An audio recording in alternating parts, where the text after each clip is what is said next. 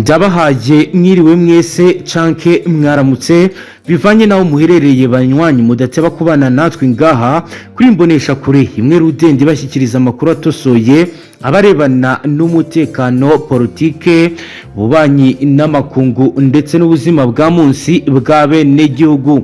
Turi kuri uyu munsi wa gatatu w'indwi ni kwigenekerezo ya kabiri z'ukwezi kwa Mukakaro umwaka wa 2025 aho tugiye kurebera hamwe biriko biraba ngaha mu gisata kirebana n'umutekano by'umwihariko mu buseruko bwa leta yaranira intwaro rusange ya Kongo aho bitangazwa ko igisirikare cy'u Burundi gikomeje guhindura ndetse no gukora ibikorwa bya gisirikare mu buryo budasanzwe. Biravugwa ko hari indi drone y'ubutasi zasarambwe imaze kurasirwa neza hafi ya Minembwe, ikaba rero yarije mu bikorwa byo gufotora ndetse no gutata ahari ibirindiro by'igisirikare cy'u Burundi cyagiye gufasha icya Repubulika Iharanira Demokarasi ya Kongo muri uru rugamba. Biravuga ko kandi kuri ubu ngubu DMAP ndetse na ANIR ku bufatanye na Service National d'Renseignement bakomeje kugenda bata muri yombi bamwe mu bo bikekwa ko bari gukorana n'izasarambwe mu gisagara cya Uvira.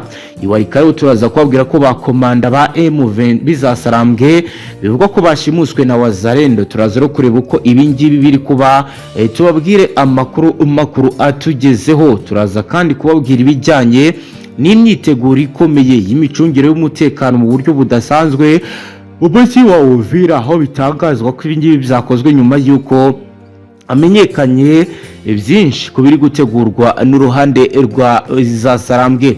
Mu yandi makuru turaza kubabwira ko Evariste Ndayishimiye yahembye abasirikare babiri bacitse ku icumu ry'izasarambwe. Turaza kandi kurebera hamwe n'andi makuru akomeye ari kuvugwa muri iki gisata cya politiki. Ngusabe rero ubane natwe kandi niba ari ubwa mbere dukurikiye ufite ndetse abone biyongere mu muryango mugari wadahwema cyangwa se wadateba kubana natwe ngaha mu makuru aba akomeye tubagezaho. Reka turamvure inkuru yacu mu bice byegereye Minembwe mu bumanuko bwa Kivu hafi y'umupaka y'u Burundi. Igisirikare cy'u Burundi cyarashe indi drone y'ubutasi yoherejwe n'izasarambwe. Bivugwa ko yari igamije gufotora ibirindiro bya Fdnb mu buryo bwihishe. Uyu mutego watezwe n'iyi drone wagaragaye ahagana ku isaha ya saa 11 za mu gitondo nibwo twabashe kwakira amakuru, ariko batubwiye ko ibingibi bishobora kuba bizabaye mu rukerera rwa kare ku isaha saa 9 ubwo radari z'ubwirinzi bw'ikirere zakoraga isuzuma risanzwe ry'umutekano mu duce turimo abasirikare nga hafi ya Minembwe. Iyo drone ikaba yageragezaga kugera hafi y'uduce twa Gisheke n'ahitwa Kabingo. Fdnb yashyize ibirindiro bishya ku bufatanye na bamwe mu basirikare b'igisirikare cya leta yaranira intwaro rusange ya Kongo, ariko ikoranabuhanga rihambaye ryari rihari ryabonye ibi imaze ahita atangwa amabwiriza akomeye y'ubwirinzi. Hari ikoranabuhanga riri kwifashishwa ririmo radar de surveillance alienée. Fdnb riri gukoresha radar zigezweho zitahura ibintu byose biguruka mu kirere, harimo indege nini, drone n'ibindi bikoresho by'ubutasi. Iyo drone yoherejwe n'iya zasarambwe yagaragaye mu buryo butunguranye. Radar ihita yerekana ko aho iherereye ndetse n'uburyo iri kugendamo. Hari kandi kwifashishwa système de détection de arte anti-drone. Iyi ni systeme yatanze arme automatique cyangwa ubutumwa bw'inkomoko bwihuse ku basirikare. Ibireka ko hari igikoresho kidasanzwe cyinjiye mu kirere kirindwa n'ingabo z'igihugu.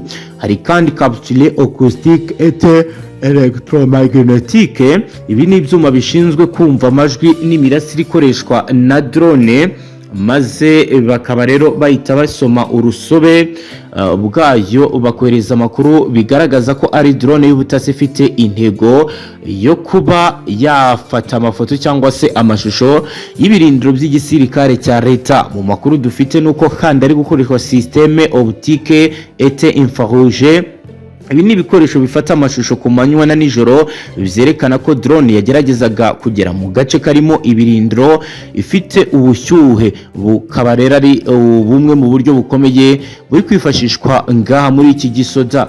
Hari kandi geofencing cyangwa se geoparage ni mu ikoranabuhanga ryashyizweho n'ingabo z'u Burundi n'iza FARDC mu gace bari kwita ko bagomba kugenzura iyo drone yirenze imbibi. Systeme yahise itanga amabwiriza yo kuyifunga cyangwa se kuyihagarika nk'uko bigaragara.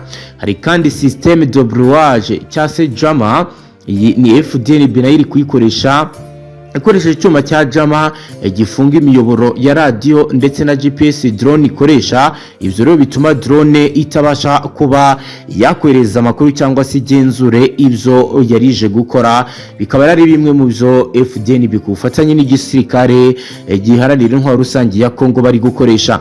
Hari kandi centre de commandement et de contrôle, amakuru yose yakusanyijwe na radari, capture ndetse na za kamera yashyikirijwe icyiciro gikuru cya Fdnb cyubatswe ngaha mu Minembwe ari control room, kugira ngo amakuru abashe kunonosorwa mu gihe gito. Ibiro bikaba bibaye mu gihe ashize iminsi mike habarashwe indege ya gisivili mu Minembwe bwa mbere, aho havuzwe ko abantu batatu barimo umwana w'imyaka 5 bakomeretse. Iyi ndege yari itwaye imiti n'ibiribwa byari bigenewe abarwanyi bo muzasaramwe nk'uko amakuru twatohoje yabisiguraga. Ibiro bikaba zarabaye mu gihe imirwano hagati y'igisirikare cya leta ndetse n'izasaramwe ikomeje. Ariko ibingibi bikaba biri kuba nubwo ku rwego mpuzamahanga akomeje ibiganiro bigamije amahoro hagati ya Kinshasa n'imitwe yitwaje intwaro ku buhuza bwa Katari. Umwe mu bayobozi ba Fdnb mu butumwa amaze kurungika ngaha mu rubuga rwa WhatsApp ruhuriramo intwazangabo yagize ati: twabonye drone yinjira ikoresha inzira itemewe, twahise dukoresha radar na jammer maze turayirasa. Ntabwo twemera ko haba ibikorwa bizo kuneka ku birindiro byacu kuko biri mu nyungu zacu mu bikorwa turimo.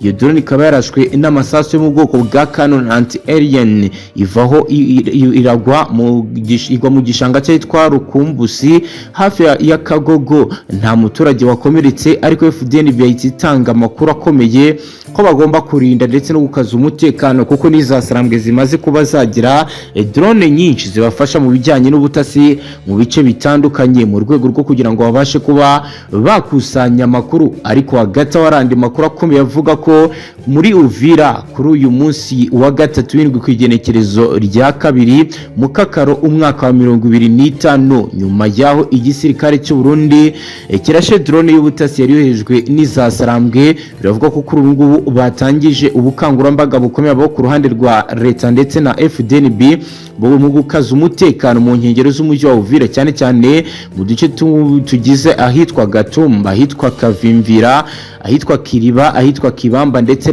na Nyangara duhana imbibi n'intara ya Kivu y'Amajyepfo. Naho hakajijwe umutekano nyuma y'iraswa ry'iyo drone yamenyekanye yaturutse mu misozi ya Minembwe igamije gufasha mu birindiro by'igisirikare cya leta y'u Burundi ndetse n'icya leta ya Kongo. Fdnb amakuru ari uvuga ko kuri ngubu hari gukorwa ubugenzuzi bukomeye mu buryo bwimbitse ku mihanda yinjira muri Uvira iturutse mu bice bitandukanye. Ubuyobozi bw'igisirikare bwemeje kandi ko bwatangiye gahunda ikomeye yo kugenzura ndetse no kumenya abagenda mu gisagara cya Uvira, kuko bamwe mu ntasi zafashwe zo ku ruhande rwa Sarambwe zahishuye umugambi ukomeye uri gutegurwa wo kuba bakinjira mu mujyi gake gake. Abasirikare ba Fdnb kuri ngubu bashyizeho ibice byo gucekingiramo abinjira mu mujyi yaba ku manywa ndetse na nijoro ku mihanda ituruka Kavimvira ahinjira imodoka n'abantu cyangwa se abajya mu mujyi wa Uvira bakoresheje bimwe mu bice bitandukanye. Bari kugenda basakwa by'umwihariko n'abajya muri za banke nga mu gisagara cya Uvira hazanwe scaneri zibaskana kugira ngo habashe kumenyekana ibyo batwaye. Ku mupaka wa Uvira imodoka nini, kamyo n'amapikipiki yose yaturutse mu bice bitandukanye bya Repubulika ya Demokarasi ya Kongo, cyane cyane mu duce twa Bijombo, Rurambo, Rurenge. Bikaba rero biri kugaragara ko bari gukora ibizwi nka detector kugira ngo habashe kumenyekana iby'izi modoka zipakiye mu duce twahitwa Kabimba na Kiriba. Fdnb ikaba yamaze kohereza batayi ebyiri z'ingabo zidasanzwe forces spéciales zigizwe n'abasirikare barinzi ibirindiro bizangaha bafite ibikoresho by'ikoranabuhanga birimo tramar, drone, radari, rotafite, kamera de 360 degree zigenzura ku ntera ndende ibiri kuba. Fdnb bikaba rero yagiye muri gahunda yo kugira ngo ikomeze ibijyanye n'umutekano mu gihe bitangazwa ko hakomeje kugenda hagaragara amakuru yuko igisirikare kizasaramwe nacyo cyaba kiri gutegura ibitero bishobora kwibasira bikomeye ibirindiro bigenzurwa n'igisirikare cya leta ndetse n'icy'u Burundi. Ni mu gihe rero bivuga ko mu misozi yitwa Gatete, Rurambo, Kabimba bari gukoresha ibijyanye n'amakuru akomeye, aho woherejwe commande de surveillance frontière, mu gihe kandi bari gukora n'abaturage batanga amakuru ku bakekwa ko bashobora kuba bakorana n'izasarambwe. Hari kandi gutahura binjira mu gihugu batanyuze mu mipaka. Abasirikare bitwaje imbunda mu bwoko bwa HKG 36 bakoresheje email nextile ndetse na za GPS zigezweho zifasha kugenzura ibibera mu mashyamba cyangwa ku mupaka. Bakaba rero bafite ibikoresho bikomeye. Mu makuru akomeye yatanzwe mu rubuga ruhuriramo intwazangabo z'u Burundi bagize bati Uburundi si igihugu cyoroshye cyo kwinjiramo mu buryo bwa gisirikare cyangwa ubutasi. Abashaka guhungabanya umutekano ntituzaborohera, ntituzigera na rimwe tubemerera. Ni munsi dukora akazi kacu. Buro ni ubutumwa bwatanzwe ku munsi wo kwikukira Uburundi bwizizaga ku munsi w'ejo. Hagati aho rero mu yandi makuru akomakomeye ari kuvugwa mu bijyanye n'umutekano, biravuga ko abakomanda bagera kuri bangahe batanu cyase bashobora no kuba barenga, kuko amakuru ataremezwa neza bizasarangwa ashobora kuba bashimuswe na wazarendo. Bimeze gute? Nabarwanya imitwe yitwaje intwaro ikorana na leta ya Repubulika ya Demokarasi ya Kongo yiyise wazarendo. Biravugwa gushimuta abasirikare bakuru babiri b'izasarambwe. Mu gihe rero hari n'abandi bavuga ko bashobora kuba banagera kuri batanu nkuko bigaragara, ariko amakuru yamaze kwemezwayo aravuga ko ari babiri bari abakomanda ngo bayoboraga ingabo z'izasarambwe ziri ahitwa Musinga muri groupement ya Ikobo muri territoire ya Warikare. Ni mu gihe amakuru yatangajwe n'ikinyamakuru ACTU kivuga ko abashimuswe na wazarendo mu ijoro ryo ku cyumweru kira ku munsi wa mbere w'indwi ku igenekerezo 30 Ruheshi, ubwo bari bageze mu gace gahuza imidugudu ya Kilumbu nahitwa muri bari mu rugendo. Iki gitangazamakuru kandi kivuga ko abagihaye amakuru nta myirondoro y'abari abasirikare bizasarambwe bigeze bagiha, gusa ngo nyuma yo gushimutwa bahise bajyanwa mu birindiro bikuru bizawazarendo biri ahitwa Buhimba. Izasarambwe ntacyo ziratangaza kuri aya makuru.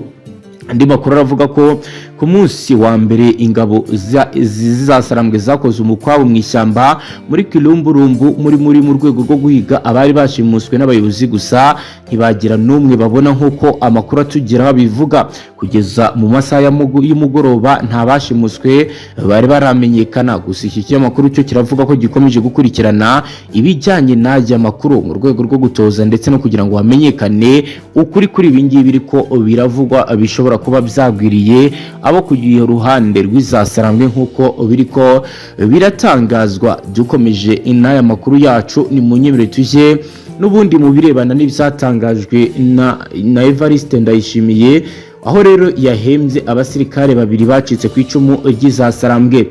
Perezida w'u Burundi ku munsi wa kabiri w'indwi yahembye abasirikare batatu bari bari mu boherejwe mu kurwanya izasarambwe mu buseruko bwa Repubulika Iharanira Intwaro Rusange. Abasirikare bari mu babarirwa mu bihumbi Uburundi bwari bwohereje kurwana ku ruhande rwa leta ya Repubulika ya Demokarasi ya Kongo mu ntambara barimo guhangaramo n'umutwe w'izasarambwe. Amakuru avuga ko Burundi bwatakaje abasirikare benshi mu ntambara zabereye muri Kivu y'Amajyaruguru kuva mu mwaka ushize, ndetse gutsindwa kw'ingabo zabwo kuri ubu ngubu bikaba bivuga ko bagiye kuba babihagarika kuko bamaze guhindura uburyo barwanagamo, ndetse kuri ubu biravuga ko bamaze no kwinjira mu rugamba mu buryo budasanzwe kuko imirwano iri gusatira igihugu cyabo cy'u Burundi. Biravugwa ko kandi ku wa kabiri ubwo kuri stade Intwari Bujumbura habiraga ibirori by'isabukuru y'imyaka 63 Burundi bumaze bubonye kwikukira, nibwo President Evariste Ndayishimiye yahembye bari abasirikare, aho yahembye barimo Captain Habarugira Aimable, Lieutenant Ndayisaba Richard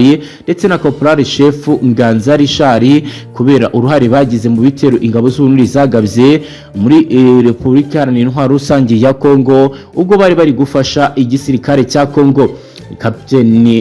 Captain Habarugira ndetse na Lieutenant Ndayisaba buri umwe yambitswe umudari ndetse anahembwa miliyoni 4 z'amafaranga y'amarundi, naho mugenzi wahembwa miliyoni 3 z'amafaranga y'u Burundi. Ndayishimiye yavuze ko bari abasirikare barwanyije umwanzi w'Uburundi bituma atinjira iki gihugu. Ati abo mubona abahagarariye igihugu twarabatumye kugira ngo baje kurwanya umwanzi utatwinjirana. Murabizi ko umwanzi yashakaga kutwinjirana aciye muri Kongo, baragiye baritanga bimwe bikomeye, ntawabihakana, nubwo bari kumwe n'abandi. Aba baritanze kurusha abandi ku buryo uyu munsi niba dufite amahoro nuko bafite abo icyo bakoze. Twese twibuke ko igihugu cy'u Burundi kigomba kuva mu gasuzuguro. Usibye rero bari abasirikare, Perezida Ndayishimiye yanahembye Lieutenant Colonel muri polisi y'u Burundi witwa Audace Mugisha, usanzwe akorera muri komine Kabarore ku mupaka w'u Burundi n'u Rwanda, kubera uruhare ngo yagize mu gukumira amagendo y'amabuye y'agaciro ndetse n'ikawa ngaha ku mupaka. Kaba yahembwe miliyoni zigera kuri 5 z'amafaranga y'amarundi mu rwego rwo gushimirwa ndetse no kuba bamubwira ko ivyo yakoze babiha agaciro kandi bazirikana uko ari akazi gakomeye yakoze. Nkuko rero bigaragara, dukomeje amakuru yacu avugwa mu makungu, reka tuje ku nkuru ikomakomeye y'ibiriko biratangazwa ku birebana n'ibiganiro ndetse n'amasezerano aherutse gusinywa hagati y'u Rwanda ndetse na leta iharanira intwaro rusange ya Kongo, ndetse tukarebera hamwe uko ibintu bihagaze kuri ubu ndetse n'andi makuru akomeje kugenda aratangazwa nyuma y'uko hagaragaye ko hari gahunda nziza yo kongera kugarura ndetse no gushyigikira urugendo rw'amahoro. Kugeza ubu ngubu benshi bakurikiranira hafi ibijyanye na politike bari gutangaza ko ibiganiro biherutse kuba bizategurwa bishobora gutanga umusaruro, ndetse bagasaba ko bidatinze amahoro mu buseruko